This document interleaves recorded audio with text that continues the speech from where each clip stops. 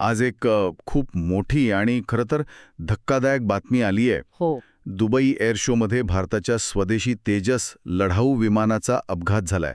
प्रात्यक्षिकादरम्यान विमान कोसळलं आणि या घटनेमुळे डिफेन्स सर्कलमध्ये एकच खळबळ उडाली आहे. आज आपण याच घटनेवर विविध स्रोतांच्या आधारे सविस्तर बोलणार आहोत. नक्की काय झालंय हे समजून घेऊया. हो, आणि हे प्रकरण खूप गंभीर आहे, कारण हा अपघात अशा ठिकाणी अशा वेळी झालाय जिथे संपूर्ण जगाचं लक्ष होतं.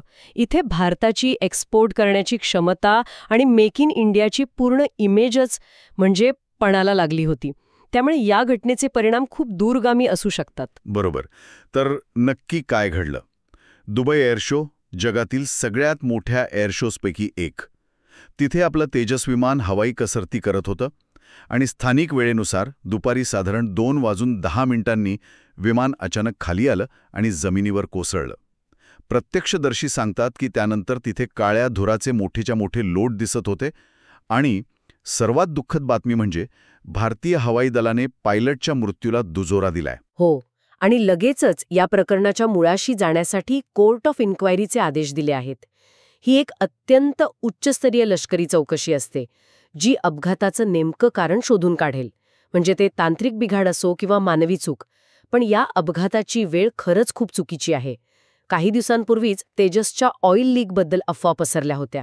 हो, ज्या सरकारने खोट्या ठरवल्या होत्या. अगदी. आणि त्यानंतर लगेच ही दुर्घटना घडल्याने अनेक प्रश्न निर्माण झाले आहेत. पण या अपघातामुळे अनेकांना असं वाटू शकतं की तेजस विमान सुरक्षित नाही. पण खरंच तसं आहे का? याचा आत्तापर्यंतचा रेकॉर्ड काय सांगतो? नाही, खरं तर तेजसचा रेकॉर्ड खूपच चांगला होता. 2001 मध्ये त्याचं पहिलं उड्डाण झालं तेव्हापासून तब्बल 23 वर्ष या विमानाला एकही अपघात झाला नव्हता. पहिला अपघात झाला तो गेल्या वर्षी 12 मार्च 2024ला जैसलमेरजवळ. पण तेव्हा पायलट सुखरूप बाहेर पडला होता. एक मिनिटं, म्हणजे त्या पहिल्या अपघातानंतर चौकशी झालीच असेल ना?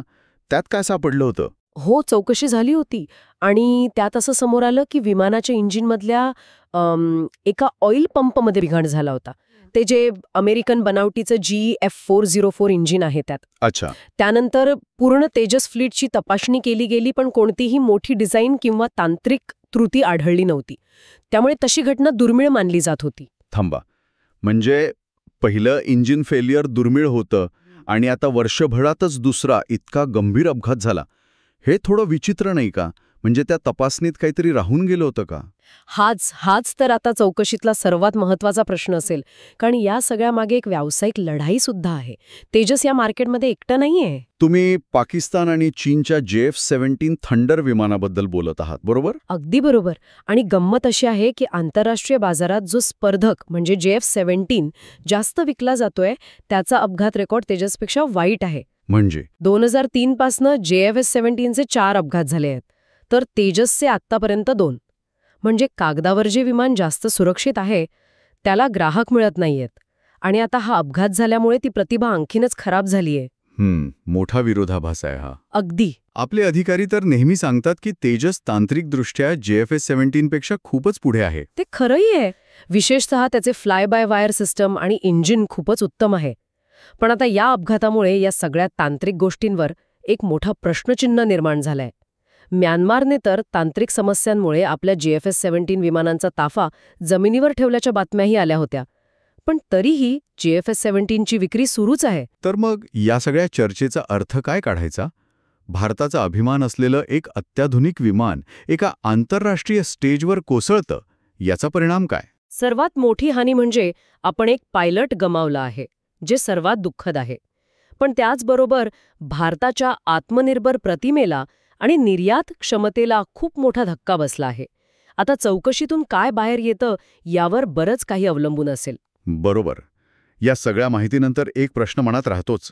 पहिल्या अपघातानंतर संपूर्ण ताफ्याची तपासणी करूनही जर कोणती मोठी त्रुटी नव्हती, तर मग हा दुसरा आणि इतका गंभीर अपघात का झाला? हा केवळ एक दुर्दैवी योगायोग आहे की विमानाच्या डिझाईन किंवा निर्मितीमध्ये अशी काहीतरी मूलभूत चूक आहे ज्याकडे आतापर्यंत दुर्लक्ष झालंय? याचं उत्तर भारताला केवळ स्वतःसाठी नाही, तर जगाचा विश्वास जिंकण्यासाठी शोधावं लागेल, आणि तेही पारदर्शकपणे.